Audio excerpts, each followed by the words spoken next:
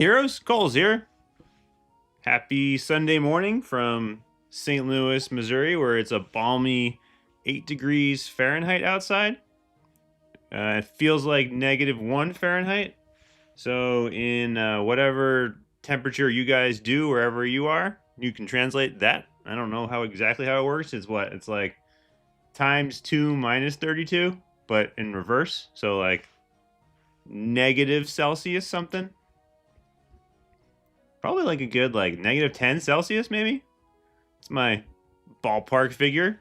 So I'm in the basement with a coat on and feeling still cold, still chilly down here. But aside from my St. Louis status, today I'm going to be going over the cannoneer in Heroes versus Hordes. So welcome everybody to Sunday morning stream with Coles. I should probably get my coffee because coffee with Cole sounds better than whatever I just said. Cannoneer is the new adventure hero. I actually have speed ran adventure up until this point. So every month I get the adventure, what is it, gold pass, silver pass? What kind of pass do I get here? I have the gold pass. So for part of being a creator, you get the gold pass, and I speed ran and unlocked the cannoneer already. I haven't used him but for in Faction Wars. I guess that was last night. I probably should have saved him to use in Faction Wars here live on the stream, but I wasn't thinking. So it's pretty standard Coles for the moment where I'm not really thinking about all that much. Thank you, Orchardist, for showing up, guys. Hey, Tony, thanks for being here. Tot, attempt to tempt me.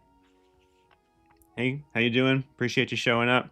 Yeah, so I had a hat that I was gonna wear today that was like a witch's hat, but I thought maybe that was a little too weird. I mean, like, I'm generally a happy being my own kind of dude, but like a witch's hat in the middle of January maybe just didn't make too much sense.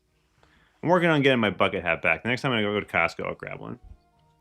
So, the Cannoneer, the newest adventure hero, is part of the Mechanist League. Oh, cool. I didn't actually realize you could click on that. But apparently you can. He's somewhere here in the Mechanist League. I have actually unlocked all the Mechanist League heroes. I don't know how that's happened, but it's happened. While I used him yesterday in Faction Wars, I haven't really gone into like what he does generally. So the way I break down heroes for everyone that's new here and all new players is I look through their base stats and their level progressions. Then we look at their globals to see if at least they'll be good shelf heroes. A shelf hero is a hero that makes all your other heroes stronger, sitting on your shelf, like R2-D2 over there. And can you guys see my... Oh, you can't see him. He's still there. The elf is still there. I'm using this backdrop for work now, and so I'm have a little bit less fun with what's going on back there. But a shelf hero stays on your roster to make all your other heroes stronger. After we look at globals, we look at skills to see how strong the hero can be based on their skills. You're looking for ramping damage there that doesn't take time to activate. So ideally, you just want like constant damage or really short cooldowns. And then we look at the forge to see how the forge impacts the hero. The new hero designs now, it's been like 6 to 8 months, and so it's pretty standard. The forge improves heroes' skills.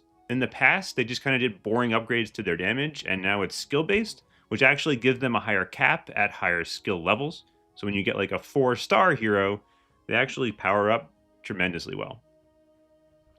Lastly, I'll take them on a couple runs, and we can see how the Cannoneer does. I actually just put them into try mode. I've been using try mode for heroes for the last 6 months now, and so I can actually get a decent sense of like how strong the base hero is from try mode. Kind of silly, but that's where we start off at. I can take the Cannoneer and run him in something, since I actually own him now, and we can see like how he does in like Nightmare mode on my level of account to get a sense of that, like if he's worth it or not. So, like I said, we start off with base stats. He's part of the Mechanist League, which is good. That means there are a lot of free heroes. Are there free heroes actually in the Mechanist League? Or I have all of them, so I feel like there's got to be some free ones here. So there's Circuit Breaker, who's technically free. I guess I've just been playing a long time, and Tinkerer, who's free, and Pirate Queen. All right, so there's some free heroes in here. Having more heroes in the same faction buffs them all up. You can see it there. They get more damage based on the star level. And those little like additional bonuses go up to, I think, 20 star levels in total. So having many heroes in the same faction makes a difference. He gets more physical damage for each level, and he's got some plus movement speed, which makes him a little bit better for normal mode and hard mode, but movement speed is not as important late in the game. All right, so for his base stats here, we've got area of effect, which is good, a projectile, which is good, and area of effect, which is good. Area of effects will mean that you can hit more horde, which you'll always take, and +1 projectiles early in the game. So if you're a new player, is a nice little bonus. It'll be like actually a pretty dramatic increase in your damage. Going 1 to 2 projectiles doubles your damage. You can think about it that way. The more projectiles you have, though, the less valuable each one is. So later in the game, when you have 10 projectiles, getting the 11th is only like a 10% increase in damage. How you can think about it. But early in the game, +1 projectiles is good. And even late in the game, 6% damage is great. Plus area of effect. We'll look at his skills in a bit. We'll look at his global in a bit. And then he's got plus more physical damage here at level 60. And then, importantly, at 140, plus 3 projectiles.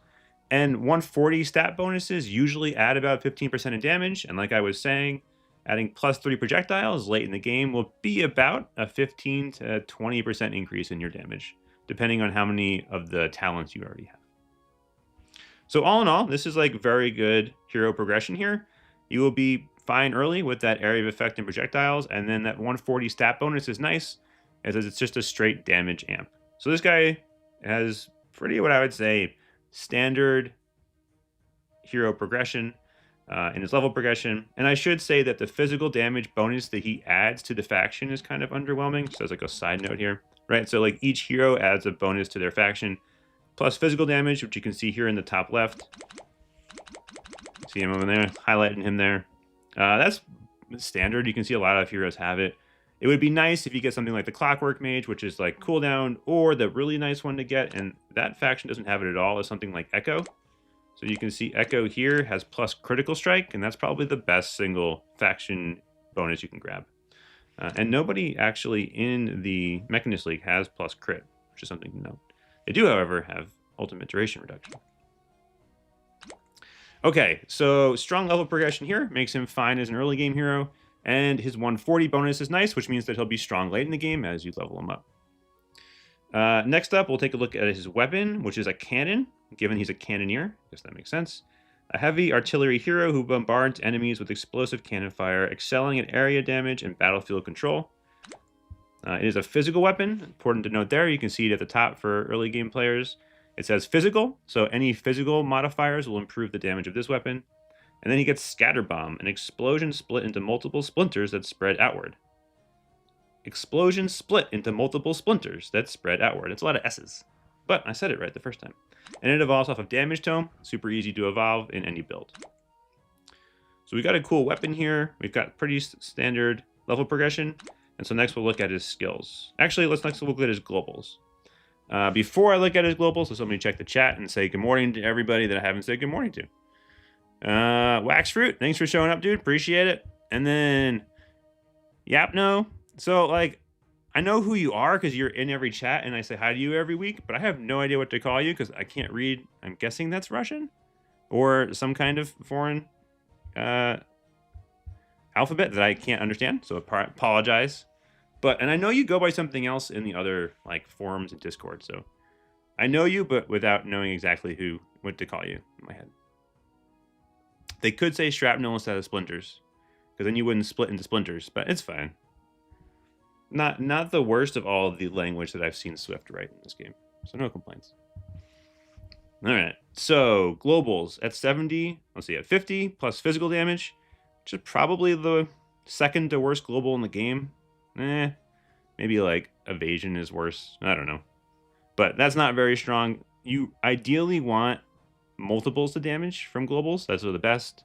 Or projectiles, again, because that's kind of a multiple to damage. Flat additions are better early in the game when you don't have any damage, and they mean a lot less later. So plus 12.5 physical isn't great. At 70, it's at least a little better because it's plus just regular damage, which benefits all heroes and not just physical heroes. Level 90 is area of effect. You'll take that. Area of effect is always helpful in pretty much every game mode. And then 120 is more physical damage. And at 40, again, not great, but you'll take it.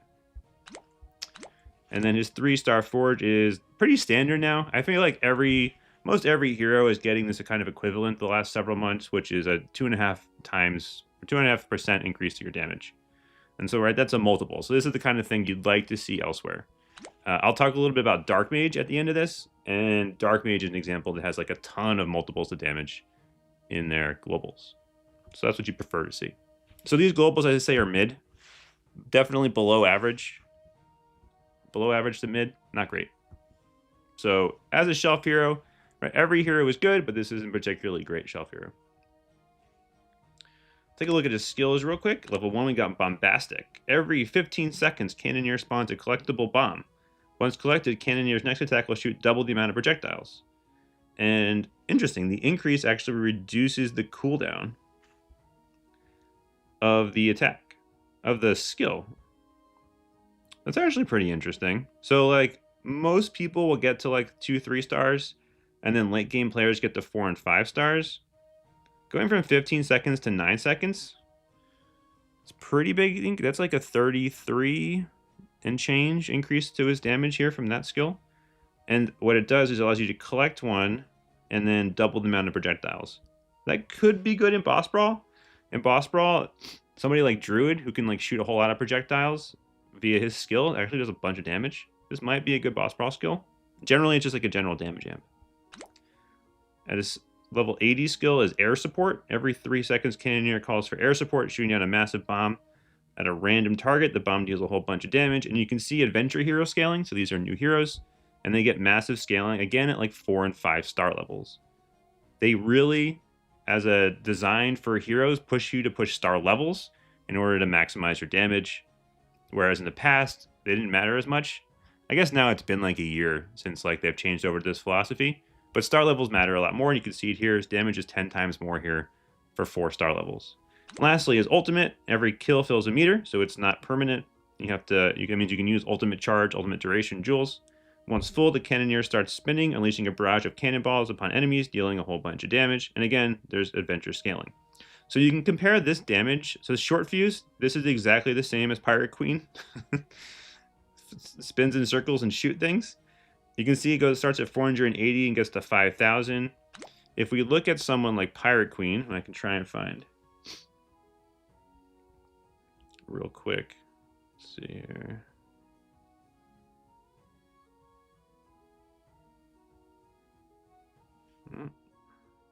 I've got too many. I've reached the point where I've had too many heroes. Let's see. Pirate Queen, right? So her thing is basically the same thing. Crimson Wheel. When full, unleashes a devastating attack by unleashing a whirlwind of crimson bullets upon her foes. And you can see here, she only does 100% damage to 160% damage.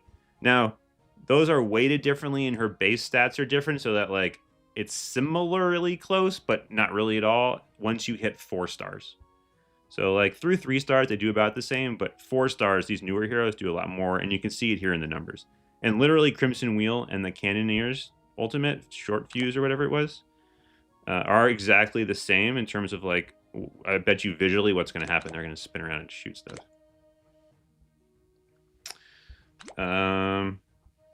So the one thing to note is that some heroes like Clockwork Mage can spawn their ultimates without having to kill Horde, which can be helpful in a lot of game modes. It's not the case for him. He needs to kill stuff. All 3 of these are damaged though. So he could be a good boss brawl hero because both skills increase damage of some kind. But he doesn't have any shielding, at least anywhere here, so he's not going to be as good for Nightmare Mode and Dragon's Tower and that kind of thing, at least through his base skills. But those can always change in the Forge, is why we look at that next. Again, the Forge is going to impact the skills, and we can see how here. So, Condensed Blast. Instead of doubling the projectiles, Bombastic shoots a single explosion with an increased area of 100%. I'm guessing double projectiles is better against one target, and this might be better against more targets, so this might be a better skill to implement for something like hard mode or normal mode. And the idea with skills and Forge interactions is ideally to give you interesting choices, so that depending on the game mode, you can change how you set up your Forge. That's part of like the fun part of this game is like strategizing before you get into the run, and giving you meaningful choices in that strategy is like key to the Forge. So that's what we're looking for here. And in this case, right, you can take the skill, and instead of doing maybe a lot of damage to a single enemy or a few enemies, you can do more damage. You can do a little less damage, but to more enemies. Kind of the thought here. And let me hop into chat real quick and say hi to everybody. Ukrainian and acrylic. All right, cool. Oh, you're Charlos? You've been Charlos this whole time? That's crazy. I had no idea. I've just been like, I could recognize the name. I didn't realize you were Charlos. That's ridiculous. Well, thank you for the support all these months, dude. Appreciate it. Let's see. Hey, Cole, should I use my super tokens for level 4 to 5 Astral Mage or to level my Hoplite Forge from 0? So, I would use... You want to have one main hero. So, depending on where you are in the game, particularly early through like hard mode and normal mode, you want to have a main hero that is fully maxed out in their Forge. So if Astral Mage is your main hero, then yes, I would go from 4 to 5-star Forge to help you push normal mode and hard mode, and then go back and get the Hoplite time 1.1 times bonus. Now, if you're later in the game and you already have a bunch of heroes that have 5-star Forges, I don't really think you need to get Astral Mage up to 4 to 5-star. The only reason you would do it would be to help very late difficulties in Dragon's Tower. That's the only real reason you need Astral Mage. Or if like you don't have any other great heroes and you're trying to push hard mode arena. The 1.1 times bonus in Hoplite is the single best global in the game. Talking about those earlier, that's the single best one. And so that would be my take. I would go for the Hoplite unless Astral is your main and only like good hero right now that you're using to push levels, in which case I would level her up to 5 stars. Attempt to tempt me basically agrees with that. She really does not need the Forge unless you're pushing normal mode, hard mode, or trying to, like, if she's your best hero for hard mode arena kind of thing. Let's see. His Forge definitely looks interesting. All right. I haven't gotten to his 5-star Forge. Give me a second here, King Mario, and I will look at it too. Clockwork Mage has only proven to be better as we've been given more sources of slow. Or activation required. So I love Clockwork Mage. Again, I think she's one of the best heroes in the game, if not the best hero in the game. I got a bunch of pushback, but that she's the best early game hero, I think, 100%. So like you can't, in my head, argue with that. She can take you through normal mode, hard mode, regular arena faster than anybody, and that's why I think she's the best. And then you still use her late in the game. Hax and Owl beat Nightmare mode with her. Owl beat hard mode arena with her. I think Hax almost beat hard mode arena with her. So Clockwork Mage is just a fantastic all-around hero. And so I still have her at number 1 personally in my head. Mark, thanks for showing up. Let's see. Who is that like? Grave Scraper and Gladiator is massively strong. Let's see. What did you say earlier? Okay, I haven't read the 5-star Forge here. King Mario, you're getting ahead of me, bro. But apparently we have good things coming. All right, Charlos. I will now forever remember you as Charlos. And you changed from Werebeast to Astral Mage to push Nightmare mode. Interesting. Werebeast for me was 100% the easiest, best way to clear Nightmare mode. I think he's the best Nightmare mode hero. Super, super easy. Yeah, Owl's gotten so intense. Unfortunately, his cat died this week, so he's been a little bit MIA. Sorry to hear about that, Owl. But yeah, Owl's guides are like what Mario VX used to do. Just like super in-depth, like detailed guides to everything. Like super nerdy versions of them. They're great. And he's a great resource for the community. So he'll post them usually on the main channel and on Cakery all the time. Come and join Cakery if you want. We're always recruiting. Okay, so that was the chat. Back to this Forge, which apparently is going to get good. So again, this first one gives him more area of effect for his first skill. And then this one is bombastic effects the next 4 base attacks. Oh, wow. That's actually really strong. So instead of doing double projectiles for 1 attack, it's for 4. I know it doesn't sound huge, but that matters a lot late in the game for boss brawl. And I can just quickly look at Druid. So Druid's skill here, 1% chance for enemies by heroes. Is that what I wanted to look at? No, I guess it is this one. So part of Druid's strength is like if this 1% chance procs off of the boss, it does a whole butt ton of damage. And I think it's the same kind of concept applied, doing like 50% extra damage to surrounding enemies. Doubling your projectiles is like a 20% increase to your damage, right? It goes from, I guess it's 100% increase to your damage. 100% increase to your physical damage, right? To your projectile damage. So, like, if this is 1% chance for 50, then that's like a guaranteed 4 attacks with 100% extra damage. I don't know. It sounds really strong. And now I'm kind of wishing that I had my God account and Lena unlocked it for boss brawl. But I'll test that later. Anyway, this extra 4 base attacks doing double projectile damage is a whole ton of damage. So that looks pretty cool. Air support now drops 2 additional bombs. I think it just dropped 1, right? Does 1 bomb dealing a whole bunch of damage. This will give it 2. So that's like a straight damage amp. And then cooldown for air support decreases by 2 seconds. All right. So it goes from being 3 seconds to 1 second. Every 1 second, Cannoneer calls down air support. I mean, that sounds awesome. So this does 2 additional bombs per. I mean, the way math works, this is like 3 every 3 seconds, and this is 3 every 3 seconds, but this is like every second, and this is just 3 at 3 seconds. Right? I'm mathing that right in my head real quick. So this is like basically the same, but like one just occurs quicker and one happens in like a big boom. I don't know which is better off the top of my head. You have to play with this one. Fun sound effects. Magical Force went over this. It's just times 1.025 the damage. Scatter Bomb. Explosions split into multiple splinters that spread outward. I read that one already. So physical fires an explosive cannonball that slows with each enemy hit before detonating. I wasn't reading this carefully. That slows. I wonder if the cannonball slows or if it slows the horde. We'll find out. This one seems like it makes it just hit more stuff. Cannonballs have increased damage but do not slow down and do not explode. Every 3 hits triggers scatter bombs. And scatter bombs are the every 3 hits cause scatter bombs? Okay, that is the ultimate. Okay, so cannonballs have increased damage but do not slow down and do not explode. Every 3 hits triggers scatter bombs, which are explosions that split multiple splinters that spread outwards. All right, and then rebound. Instead of traveling in a straight line, cannonballs now chain between enemies. Holy moly. So this one is going to change the function of his main attack, but have it trigger more scatter bombs. And then this is going to have them, instead of traveling in a straight line, chain between enemies. All right, unfortunately, I don't have the upgrades here.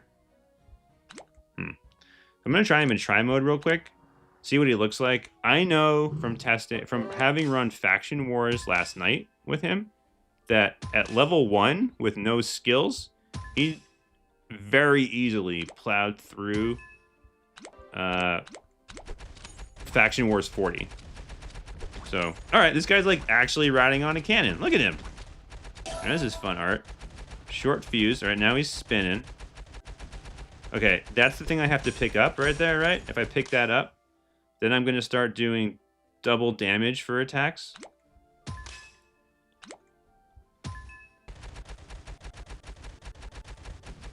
And I've collected one of them and it's not going away. That was odd. Did you see that? Like the buff there stayed like kind of just still. He is auto aiming, which is nice. Now he's spinning like all the other spinning ultimate dudes. We got that going.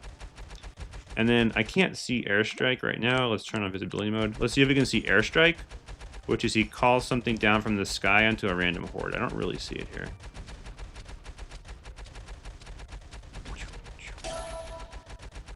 All right, those are the things you got to pick up. And it says 1 on the top, right? But I don't know why it just says 1 there. Maybe because he hasn't attacked yet because he's in his ultimate. Let's see if he stops spinning and the 1 goes away. Now it's 2. Okay. Yeah, so it's like while he's spinning, it won't trigger the that skill, which is actually a little bit of a nerf, right? Because if it won't trigger while he's spinning and his ultimate lasts a long time, then like you can't get that skill off. That's not great. You can see here the bombs bouncing off the screen.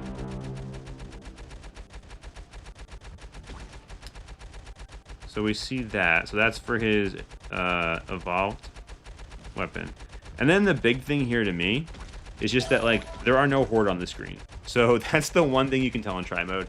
If you bring Slime Sage into try mode, Slime Sage dies. If I had done this leveling progression, where I just leveled up Slime Sage weapon, Slime Sage would, like, die in try mode. The fact that he doesn't is a good sign, like, from a damage perspective here. So this is a fun little hero. I like that he's actually riding the cannon the whole time. Gives me some kind of, like, rocket pilot vibes. I like his little outfit. He's auto-aiming, physical. The one thing that does look like... Whoa! The one thing there, right, is that his skill does get, like, stored. And so while he's ultimating, doing his ultimate, he can't cast his skill, which is actually a pretty big damage nerf. But it's a fun little hero. All right, I'm going to try and see if I can get into the God account and if there are cannoneers there so we can play a little bit with the Forge. The one problem with... the God account is just that it's so strong. It's hard to show you what he's like in like other game modes. Let me see how high I can level this guy up. I used all of my hero shards, not hero shards. I used all of my hero orbs trying to get enough heroes to level 150 for Dragon's Tower this week, and it did not go well. All my heroes done died. But I have no hero orbs left. I'm actually in this weird spot where, like, I have a bunch of heroes that I need to level up. I haven't been in this position in a long time, but, like, Minotaur isn't at 100. Santa's Elf isn't at 100. Krampus should be 120. The Pirate, the Bee Queen should be 120. I got Scroll Sage. I got all these heroes, and, like, none of them are leveled up. People always, like, early in the game, you're like, oh, hero orbs aren't that valuable. Late in the game, it's like, I can never have enough hero orbs. They're always trying to get more hero orbs. So, let me unplug my phone real quick and see if I can log in without doxing myself.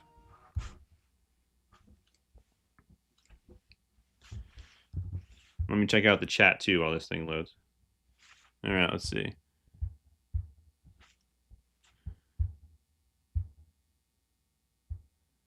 Yeah, so Werebeast is phenomenal. Werebeast falls off in Dragon's Tower, and Astral Mage actually picks up. So, like, Werebeast stopped working for me, like, Dragon Tower 40-ish, and then at, like, 45 came back. All right. They didn't enable my God account, so I don't have the cannoneer right now, I think. Can't do adventure. Yeah, they haven't enabled this account this weekend, so I don't have the access to, which is fine. I can't do as much testing as I would like on, like, the Forge or whatnot, but it's all right.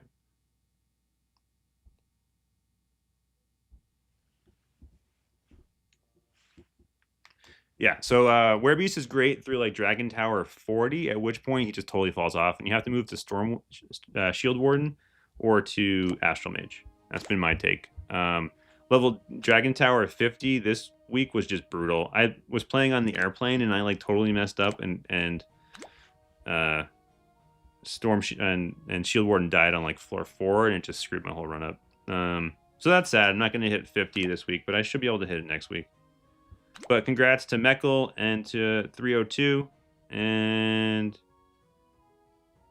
anyone else get to 20 this week for the first time? iMac will probably get there tonight. iMac's a beast. Meckel's a beast. So congrats, guys, on clearing out Dragon's Tower. Hopefully I can finish it up next week. It's kind of sad. Let's see here. I mean, I can try and run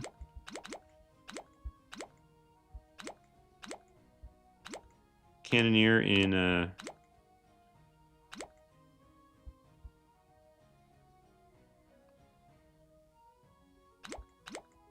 nightmare mode here and see what it looks like. Although he's just like a straight damage dude, and I don't have any forges for him, so he's like not going to be particularly hype. But we'll see. Let's see. Yeah, hero orbs are like massively important. And I don't even get 200 because I still don't have Krampus at 140, so like I'm getting like 120 per. Would be great if the ammo cages looked like one of the metal slug I'll have to check with that out. So Dark Mage. So I will go over Dark Mage in my thought on how I'm going to spend gems going forward, Garco. So I will get to that right after this. Yeah, I get like one. I think I'm up to like I can farm 275 now with Santa, and I need 3 more hero shards to get Santa up to 5-star, and then I can never use Santa again. It'd be great.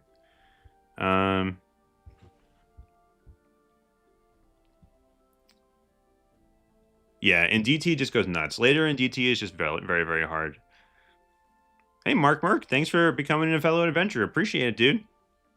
Always appreciate the support. Thanks a lot, man. Means a lot.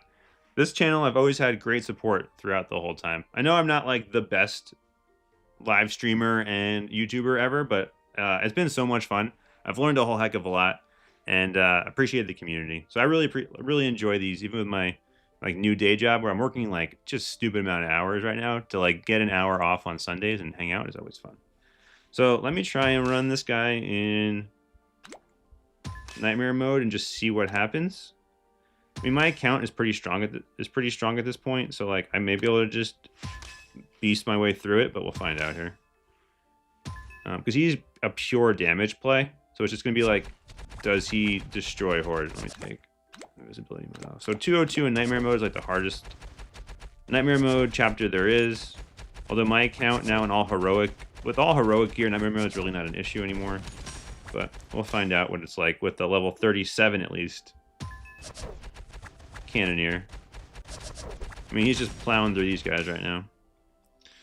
The big thing that you want to evolve in nightmare mode is turning arcane staff into death ray. That's like my new rush. I learned that from Racing or Legendary. Some of the new guys that were having to power through nightmare mode. What's actually best. I would like something with a stun here. So like ideally I should be running like boomerang or something, but I'll be fine. Just taking more damage for now.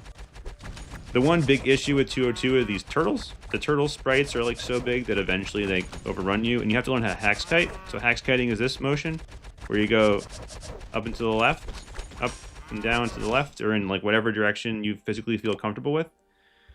And this controls how the horde spawns. So you can tell like there are no hordes spawning from the left-hand side. This is how you hex kite. Getting good at this is like the key to beating these harder levels of nightmare mode, or pushing nightmare mode before you really should be able to beat levels. So like this is how you do it. Again, my account now is like way stronger than when I first started. You can see like one of my early videos was doing this with a much weaker account, and everything went very poorly, to say the least, back then. I wonder if I could do this at faster speed. Whee! I do think they should introduce some kind of like achievement, which is like you beat 202 at 1.7 speed, or you beat everything at 1.7 speed. I feel like that'd be a lot of fun. I'm getting some pretty sweet RNG on this run, not gonna lie.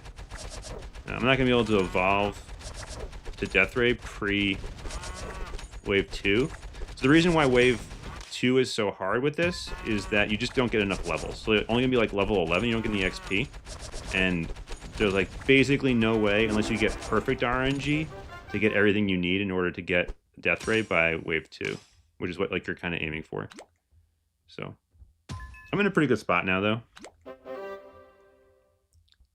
It's my account, so don't reroll. I'm not on the God account. Noted. Now, let's see if I can do this at 1.7 with heroic gear. I might need to slow this down in a second. Woo! That was not what you wanted. So those, I kind of forgot about the birds, not gonna lie.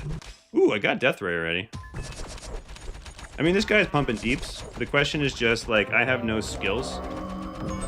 Not that I have no skill, I just have none of his skills. And my account is too strong, so I can't totally tell how good he is here. But I do feel like his whole kit is around pumping damage. And so I could see him being a strong Nightmare Mode hero, or just like a generally good hero for pushing normal mode and hard mode, where you're just gonna have to like push damage.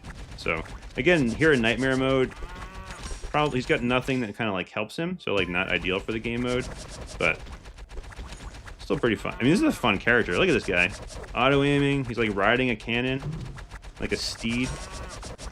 It's not many times you get to see like steed riding people anymore, right? On cannons. Alright, there's flocks of seagulls coming here in a second. I gotta watch out for them, right?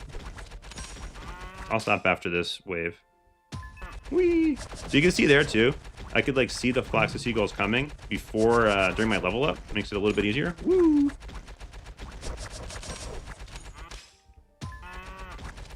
This RNG has been fantastic, so I haven't done this in a while. Brings back the memories. Friggin', I spent so much time on this stupid level. Yeah, easy peasy. I probably will have to like use a revive in wave 3 if I did it, but yeah, whatever, it's fine. I don't need anything. So you don't really want to farm nightmare mode. You'll get coins enough by farming like regular mode that you don't need to farm nightmare mode. So like, there's no point in finishing this run out. Cool. All right. So yeah, I call them flock of seagulls because of like wave 2 on nightmare mode 2. They are seagulls, and that's what I've always called them. So all right, cool. I revived. Nice. Finish that out. Yeah, so that's the cannoneer. Fun hero. Looks like a high DPS kind of guy. No like particularly interesting mechanics in terms of shielding or like health regeneration in his kit. So like just gonna be able to beat stuff or he won't. I really like the art. This is like a fun guy. Like look at him compared to like my newest member of my team is this guy.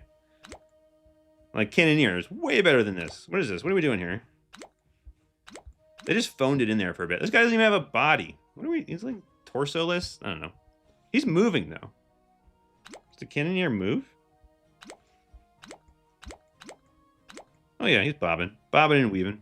So cool, fun little art. I ran all night and all day. I ran so far away. All the time.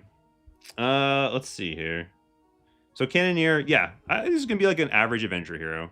The globals are mid to below average. Seems like he does a bunch of damage. He might end up being very strong in boss brawl, depending on how all of those skills work together and combine with his forge. So I will try and get some testing in on that this week, and I will update the Discord and Reddit with like what the results of that are. I did end up going with Scroll Sage instead of getting 250 Energy Mage shards, hero shards, which would have pushed my Energy Mage really close to 5 stars. I think technically the better play is to get Energy Mage up to 5 stars for the 100% extra damage at my point in the game, but I just wanted to get another hero, so I went with it. That was kind of my logic. Probably not min-maxing optimally, but more fun. Even if Scroll Sage is basically the worst hero in the game. But if Scroll Sage is the worst hero in the game, one of the best heroes in the game is this dude right here, Dark Mage. Dark Mage is top 3, top 4 best heroes in the game. Top 5, somewhere like that. I've done a whole video on Dark Mage, so I encourage you to go watch that if you want to learn about how he works. But the big thing here is spreading collapse. His 5-star forge is a massive damage spike. So he's kind of like Warlord in that regard, where you get him up to 5 stars and he just pops off. So it is a really big investment. You need a 5-star forge, ideally 4-star levels, and this guy does a ton of damage, like one of the top DPS heroes in the game. But you do need spreading collapse for that. Very, very good hero. And like I was saying earlier, his ultimate doesn't require killing things, again, which makes him very, very strong. So again, you do want to put him up to like 4 stars, but Dark Mage at 4 stars, one of the best heroes in the game. And before that, he's got fantastic globals. So 50 health is kind of, that's a 0-1, but 1.025 to magic damage, and then 1.025 to magic damage. So there's 2 multiples there. And then his 3-1 is his 3-star forge here is times 1.05 damage. So Dark Mage for globals as a hero, one of the best heroes in the game, 100%, top 5 maybe. So at my point in the game, I'm going to invest in getting Dark Mage from this Dice Dash event. Now you can see my Dice Dash has gone fantastically well. At this point, I've got like 2 days left, plus maybe a reset, so like 3 days of spinning left. I'm already at 2,900 with 100 in the bank and 3 gold to come. So I'm in a really, really good spot. But what you can do is figure it out for yourself using Spider Pig's dice calculator on my website, hvhlounge.com. So I'll show you this real quick. That sounded like really, really like advertising. Didn't like quite mean to be that advertising, but it's fine. Let's see. Window capture. Chrome. Yeah. So this is my dice dash. This is Spider Pig's dice dash creator. Let's see here. Where's my picture? Video capture. Nope.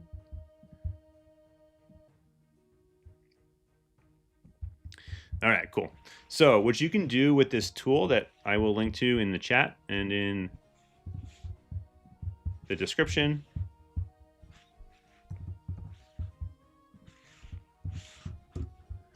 And I'll put it in Discord and everywhere else on Reddit, whatever, is it lets you input where you are currently in the event, and then it'll tell you your chances of completing it, right? So my target is 4,500 coins for Dark Mage. I am currently in position. You can just literally count. It starts at 0. So 0, 1, 2, 3, 4, 5, 6. My current event currency is 2,900. I have 17,000 gems. Silver dice. So this is how many silver dice you have left. So I have at least 2 days of quests. So 1, 2, 3, 4, 5, 6, 7, 8. I have at least 16. I might have 24 of these left. Golden dice. Okay, actually, I don't need to. So I have 24 of these left. Golden dice. I don't think I put anything here. And I think he's got this set up so that it has the pity system. Like it has that +3 coming. So I only put 97 there. Event currency and treasury. I've got 100 in the middle there. Gems and treasury, none. Silver dice, none. All right. And so which way is the arrow? The arrow is facing left. Facing up is actually like really, really nice. An up arrow is actually worth like a not negligible, like an extra like 50 or so tokens. Anyway, so now you can run this simulation and it'll tell you your chance of completing it and how many it's going to cost.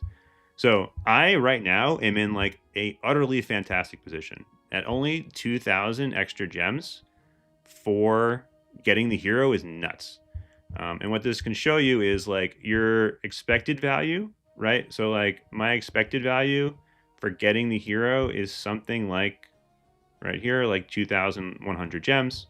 I could get really lucky and only have to spend 900. I could get somewhat lucky and spend like 1,500, or I could get really unlucky and spend 6,000. This tail is actually looking pretty good. I guess in like one simulation it took, oh, those are my gems. In one simulation it took 11. If you can get Dark Mage for 8,000 gems or less, it's a very good spot. So 8,000 gems or less means that I would 100% like, if like this 8,000 was like, you know, over here somewhere, I would probably go for it. So if we change these like a little bit, right? Like, let's say instead of having 24 left, I only have, let's say I'm at here, but with like none of these spins left. Right, still 6,000 gems. So like this kind of distribution, I would still go for it, right? 90% clip with like 8,000 gems. I think that's worth it. I mean, you still might get unlucky, but like this gives you a really good sense of like at the end of the event, whether or not you should put the gems into getting it. Now I have 17,000 gems in part because of TallaNasty. Thank you for gifting me the gem. What is that thing called? The daily gem pack for twice now, so for 2 months. So I've appreciated that support from TallaNasty. I got it for myself once. So I have way too many gems, and I have been wanting to spend them, but just haven't had a good event to spend them on, unfortunately. So Dark Mage is one of the heroes that I 100% think it's worth spending it on because it's a great hero and it's got great globals. So Dark Mage will be 100% worth it. Recently, I spent 17,000 gems to get Hoplite, to give you a sense of like where I am.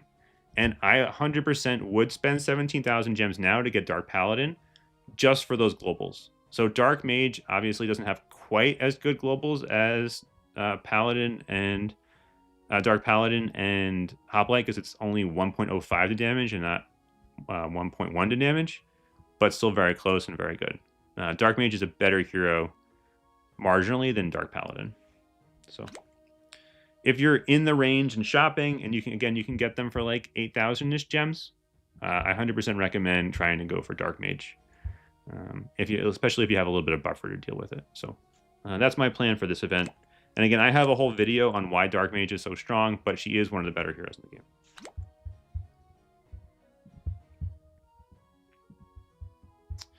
All right, so that's my take on Dark Mage. You're gonna save up 30k gems for next year's holiday event? That's crazy, dude. I've never had 30k gems in my life. 17k, and I'm like, I gotta spend all these things. So that's nuts. Yeah, Dark Mage is just a very, very strong late game hero. You do need to have 4-star levels and at least a 4-star forge, though. 5-star forge is a big jump. Yes. Lunar New Year is supposed to have a new hero, a new weapon, and a new pet. And I wonder, it might end up being like Krampus, where it's like its own special thing. Because that's like how they're making money, apparently, is on those like bigger special events.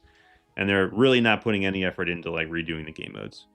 So it's becoming a little bit like Pokemon in that sense, where it's like, how can we collect all the new things and not really add any late game features, unfortunately. So hopefully they fix that. Because after Dragon's Tower, the only thing I have to play for is Boss Ball. So hopefully they fix that somewhat soon. Let's see here. All right, so that's my quick rundown. That was my rundown on Cannoneer, and then my explanation for Dark Mage. What happened last weekend was actually a super interesting experiment. So I was on vacation, and I found 1 hour. It ended up being on Saturday morning at a really weird time to do a live stream, and it was only 20 minutes. But that 20-minute live stream is actually one of the best performing ones I've ever done in terms of like views. More people have watched that one than in the first 7 days than like basically any other live stream. So that might mean that people will just want more shorter live streams. So I can do like 3 20-minute to half-hour live streams a week instead of doing 1 hour live stream. So like, for example, today I combined both the Cannoneer and the event explanation. I could do an event explanation live stream on like Tuesday when it pops, and then wait to Sunday to do the Cannoneer, and then one would be 20 minutes, one would be 30, something like that. So let me know in the comments. I'll put a post about the same kind of thing on like in YouTube and for like a vote. But that was my like accidental learning, was more people have watched the replay of that than any other live stream. And maybe because it's only 20 minutes long and it's like a quick, I can check this thing out kind of thing. So I'm not sure, but I will ask you guys and let me know here in the chat what you want to try. So I could do at least 2 that way. I could do like Tuesday, Sunday, and maybe I could do 3 if they're 20 minutes. I could do Tuesday, Thursday, Sunday kind of thing. So not all in one chunk, easier to digest, maybe the shorter time. I don't know. I'll give it a shot. So based on the calendar of when stuff comes out, I'll probably time it around that next month. So like, yeah, I'll do an experiment 1 or 2 weeks in a row where I'll do like Tuesday, Thursday, Sunday, or at least Tuesday, Sunday, and make them more like half-an-hour live streams instead of an hour. See if people like that more. It's kind of interesting. All right, cool. I think that's all I got for today. So Paradox, thanks for coming right at the end to say hello. Like always, appreciate it, dude. Let's see. I got to say thank you to all my explorers, all my executive producers. So I'm gonna try and remember. There's so many now. It's thank you to Cake Invictus, Riverwind, TheWuba, Krabs, Charlos, Lady Ikaika, Paradox, Clinton, Jason, TallaNasty, Ark, Cemar, Roz, Sumamormy. There are a couple of new ones too. I actually have to like write this down now. We're up to like 15 or something executive producers, which is nuts. If you had told me this a year ago, I would have been like, yeah, it would be really cool if at least it's unbelievable that it's happened. Like I knew I was gonna put a lot of work in last year, but the fact that it actually happened to me is just crazy. So it's been so much fun. And thanks everybody for the support, both free and fellow adventurers and executive producers. Also, William is the new one. Did he ever let me know how he actually wanted me to mention his name? No. So William is new. I appreciate it, William. Got Roz. I think that's everyone. If I missed you, let me know, and I will write it down so I don't mess it up next time. Orchardist, thank you. You're there, right? Frick, thank you for being executive producer. Man, everyone in the guild has been like, I appreciate it, guys. It's been like 3 minutes here, like remembering all of the awesome support. It's great. I need a better hat. I do need a better hat. The new job is going really well. The first month was like kind of like ho-hum. Like I was figuring out what the heck I was going to do. The new job now is like I'm putting like 60 to 70 hours a weekend. If you want to be successful at your job, you need to work a lot, and it's worth working that much, particularly early in your career. So I'm a little late in my career to be working this much, I think.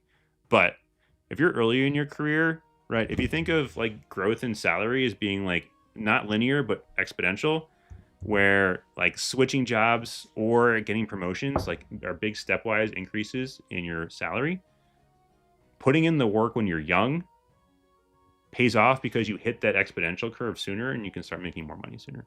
So unfortunately, I need to work a lot of hours now because I'm like in more of a relatively junior role. But I'm loving it, and it's so much fun that it's great. So I will hopefully not have to work this much all the time. But at the beginning here, it's nice to get back in the saddle. So that's some Cole's life advice for you is work a lot when you're young so that you can hit exponential returns sooner in your career. I can also show you this cool thing I made. So now I'm just rambling. Feel free to leave if you want to leave. This is going to get into some random Coles things I've done over the years. From like having been on the internet for the last 15 years of my life. Let's see here. Properties, this one.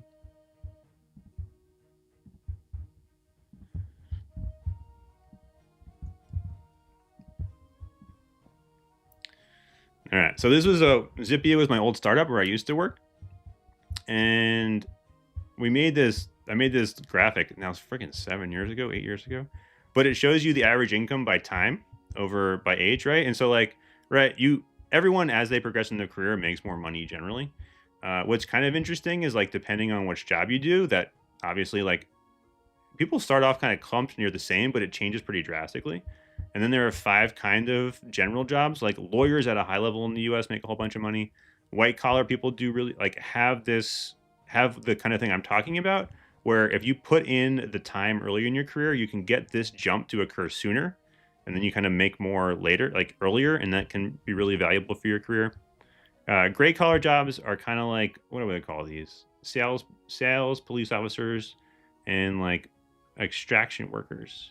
Blue collar are more like admin support and construction, and then there's these dead end jobs, which are like more like baristas and like cleaning jobs. Basically jobs where like it's really hard to advance.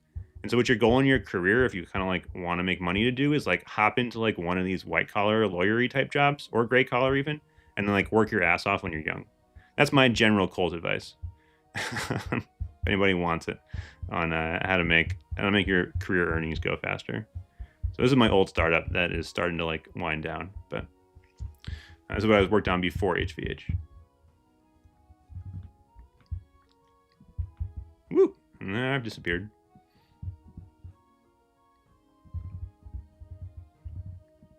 All right, cool. The other ones would be after work, probably. So it'd be like Tuesdays at night, Missouri time. But my thinking with the more shorter ones is that they're going to be easier to just watch whenever because they're only 20 minutes long. So they're more like a YouTube video in duration, even if you have to deal with my pauses and ums and not as well edited stuff in between. And my dad loved Coles, the store, I think more than he loved me. So that's a joke. He loved me just fine, but he did love Coles also. So no worries, Paradox. All right, guys. Let's see. Hey, man, I put all your content into Notebook LM, and now I have the ultimate helper for this game. Oh, that's interesting. You made the HVH Lounge LLM. So I frigging hate AI. Like with an undying, being a content creator for the last 20 years of my life, LLMs are the worst. They just stole all of my hard work, and I got reimbursed nothing for it. Like I've written so much stuff on the internet since 2000 and 8, 9, and like they just took all of it, and now, and the one that kills me is frigging Google and Gemini. Like when you do a search and it summarizes it with AI, that is just complete plagiarism. Like I know how LLMs work, and they ingest it, and it's just a random, and the next word is a predictor based on the previous words, and they do a whole bunch of other logic like that. But it is just straight stealing. At the end of the day, they take what's on my website and they put it on their website. Friggin' hate AI. But it's super helpful, and it's really great. My current job for making everything faster, so whatever. But I hate AI. I hate it with a passion. I'm gonna love it, but I hate it because it stole all my work. So anyway, I'm Coles. Thanks for shining in. You can become an executive producer too on my Patreon or here on YouTube for a monthly HVH giveaway. Yeah, just thanks for showing up and chatting. The best thing you can do is ask me questions. That was probably the most fun thing about this game to me, is answering questions and helping people along the way. Thank you. I see you now here, John, for showing up. Appreciate it, dude. And yeah, so that's it. Have a nice weekend, guys. And remember, always do your adventures. Yeah, put it in the homepage.